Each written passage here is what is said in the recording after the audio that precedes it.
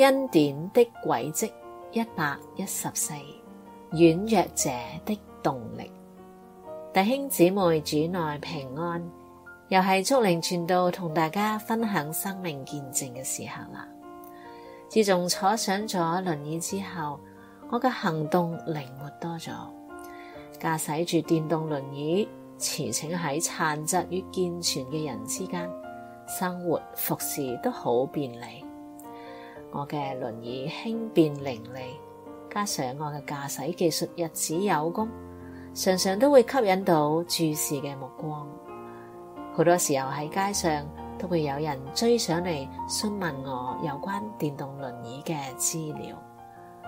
我都為輪椅公司吸引咗唔少嘅上門購買輪椅嘅人添。因此我就成為咗輪椅公司嘅特殊客戶啦。有時我嘅輪椅更換小零件，佢哋都唔會收我嘅費用啊。店鋪經理話：你係我哋店鋪嘅生招牌啊！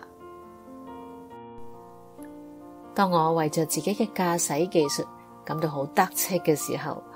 冇諗到有一次喺所服侍嘅回聲谷實體崇拜，遇上一位姊妹阿姨，我赫然發現佢係用腳駕駛電動輪椅㗎。有一次崇拜，總幹事牧師直情係請阿姨用腳駕駛電動輪椅繞場一周向外來嚟到回聲谷服侍嘅教會牧者弟兄姊妹打招呼啊！對於阿姨用腳駕駛電動輪椅嘅技術，我真係甘拜下風。阿姨患有先天性隨動型大腦麻痹症，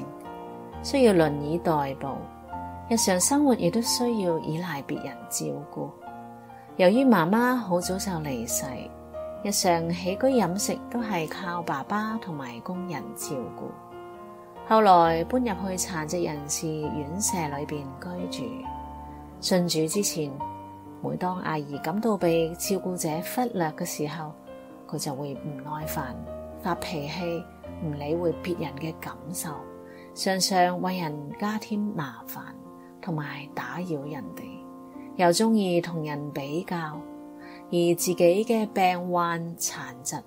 亦都讓佢感到沮喪，失去生命嘅動力。直到2022年，阿姨參加咗我哋回聲谷嘅一個關顧傷殘或者係長期病患者嘅網上小組，得到牧者嘅關心，認識咗主耶穌，讓佢感受到上帝嘅愛。阿姨毅然相信咗主耶穌，冇幾耐之後就受洗歸入咗基督啦。信主之後，阿姨認真聆聽聖經嘅真理，常常禱告，向上帝傾訴心聲。接受牧養過程當中，阿姨更多嘅明白聖經，亦都從中得到安慰同埋鼓勵，生命開始變得樂觀，有咗人生嘅方向，以上帝為中心，唔再與人比較，活得自在快樂。佢學習主耶穌嘅饒恕、關心同埋體諒別人，漸漸懂得同人和諧嘅共處，樂觀面對事情。我同阿姨每個月一次喺回聲谷嘅實體崇拜見面，我最中意見到佢好似蘋果一樣嘅面龐，粉紅嘅面色，帶住燦爛嘅笑容，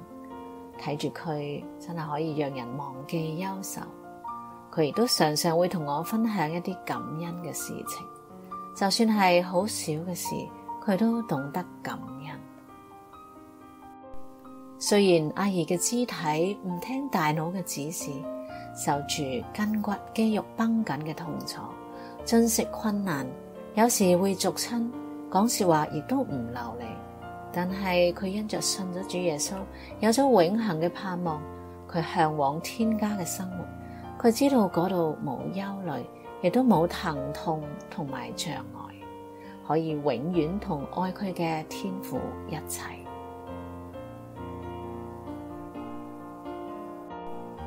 即使今日阿姨仍然活喺地上，受住軀體嘅限制同埋病患嘅折騰，但係佢仍然感謝天父話語嘅幫助。佢常常記得主耶穌話：不要為明天憂慮，因為明天自有明天的憂慮，一天的難處一天當就夠了。佢亦都常常存一顆感恩嘅心，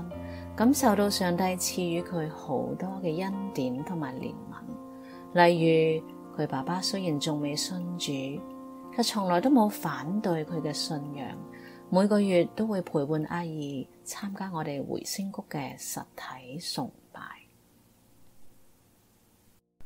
我哋回聲谷嘅同工每一次見到阿姨爸爸陪伴住佢出席崇拜，都為阿姨有咁樣嘅一位愛佢照顧佢嘅父親而感恩。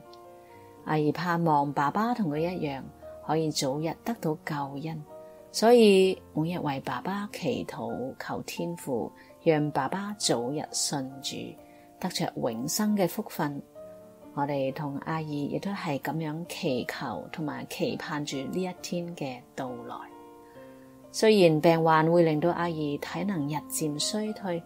但係佢立志學習主耶穌，按佢嘅心意生活，一生跟從主，去祈求主減慢佢身體機能衰退嘅速度，賜佢有好嘅體魄，好讓佢有力量可以更多嘅見證主嘅愛。親愛嘅弟兄姊妹，從阿姨嘅生命，我哋睇到賜人救恩盼望嘅主，可以改變人生，讓人活得寬容、喜樂、有動力，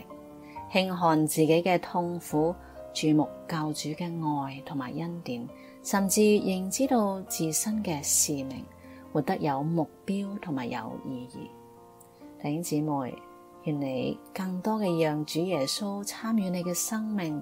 好讓你好似阿姨姊妹一樣，活得有動力，活得喜樂，活出恩典同埋使命。